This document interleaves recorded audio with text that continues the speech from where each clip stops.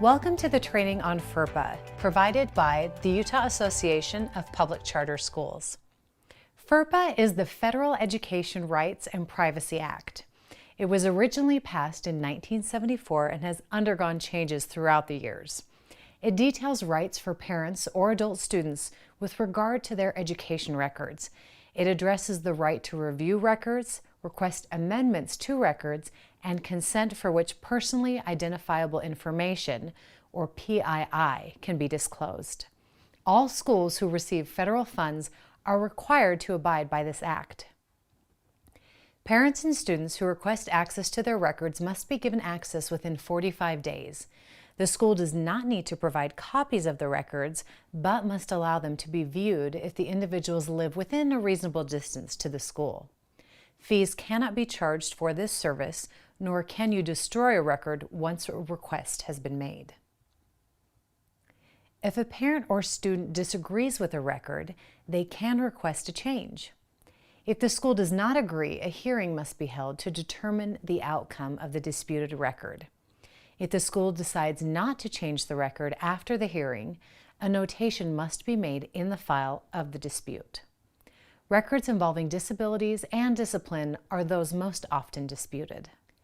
Before schools can disclose personally identifiable information, or PII, they must have written consent to do so or publicly notify all parents and students of what information they will be disclosing and give them a procedure to opt out of the disclosure. Types of information typically disclosed is referred to as directory information and includes students' name, family members, address, birth date, and photo. There are specific exemptions, which include student ID badges or school officials who need access to fulfill their professional responsibility. School officials include teachers, administrators, board members, attorneys, counselors, HR staff, IT staff, and contractors performing outsourced functions. Schools can also disclose PII to protect health and safety in imminent or already occurring emergencies.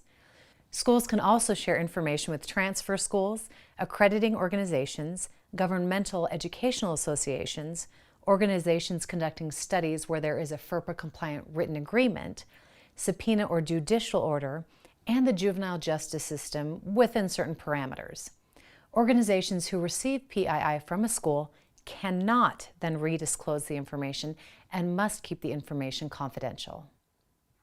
Rights to the records transfer from parent to student when the student reaches 18 years old or enters a post-secondary institution. This can be tricky in Utah, where many students enter post-secondary institutions during high school as part of a concurrent enrollment program. Despite being under 18, students may hold the rights to their record and you cannot disclose them to parents. Schools must annually notify parents of their rights under FERPA. Most schools do this as part of the Directory Information Authorization or opt-out process. Make sure to review the requirements when crafting your notice. Do not rely solely on copying another school's notice, since many are not in compliance with recent changes. A model policy from the U.S. Department of Education can be found at this address. The model policy is quite lengthy, so you will want to carefully edit.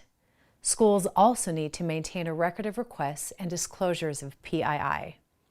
The record must include the party requesting or receiving the PII, as well as the legitimate reason to request or obtain the information. Enforcement of FERPA is overseen by the Family Policy Compliance Office. If improper disclosure is identified, penalties can include withholding future federal program payments and terminating program eligibility. How do you store your students' records? Are they kept in an area where they are secure? Are they left out on a front desk where anyone walking by could view them? Make sure your record access does not allow the wrong people to have access to student records.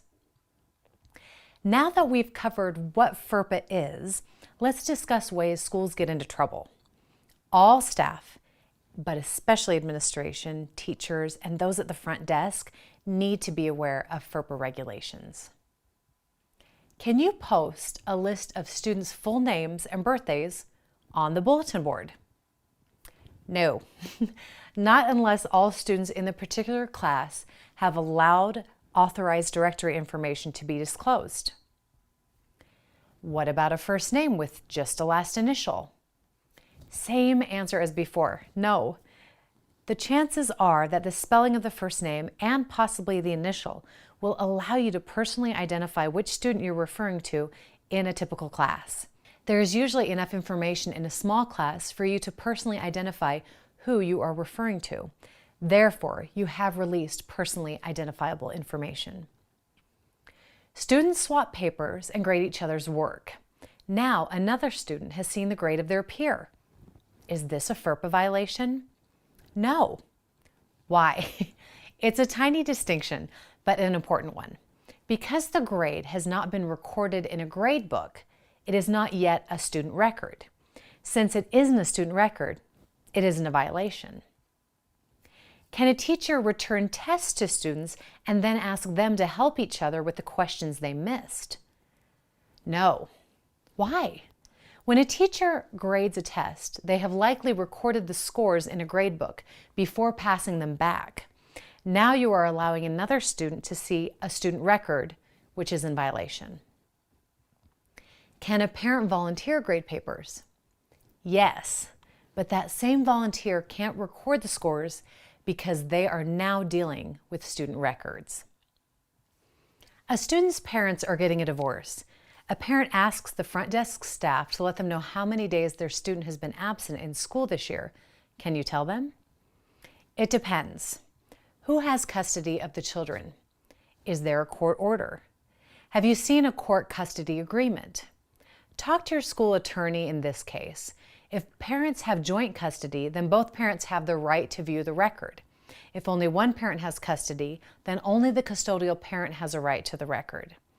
When parents are dealing with these types of issues in court, it has a likelihood of getting ugly. Make sure you consult your school attorney.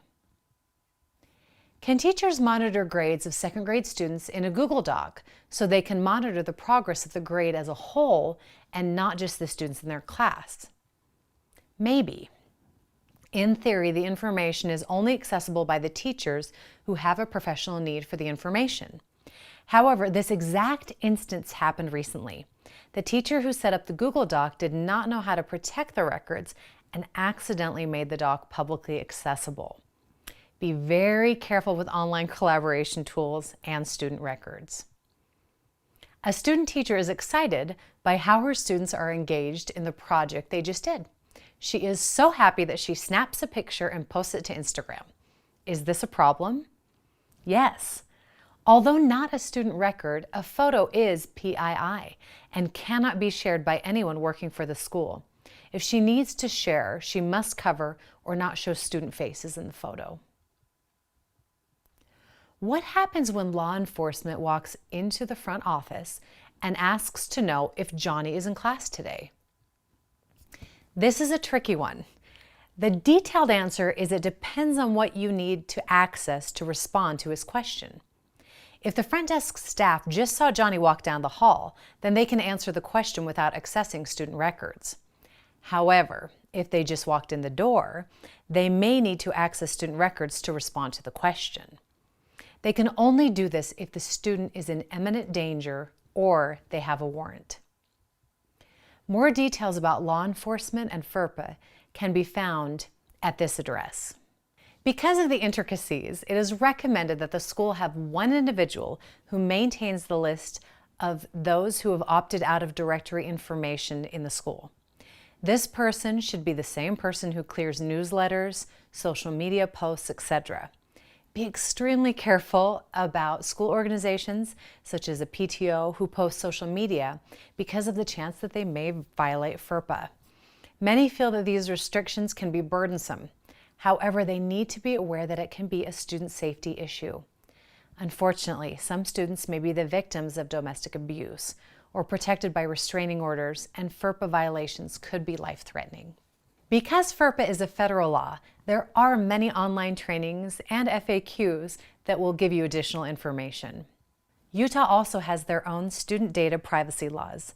More information on this can be found at schools.utah.gov/student data privacy on USBE's website. This section has a large amount of resources and training material specific to Utah law. Utah law addresses not just student records, but all data, including those collected from classroom apps and testing. All Utah schools are required to have a trained student data manager who will better understand these requirements. We hope this information has given you a foundation of Ferpa and student privacy. We encourage you to seek out additional resources and have a student data manager at your school. This training has been provided by a grant from the Utah State Charter School Board.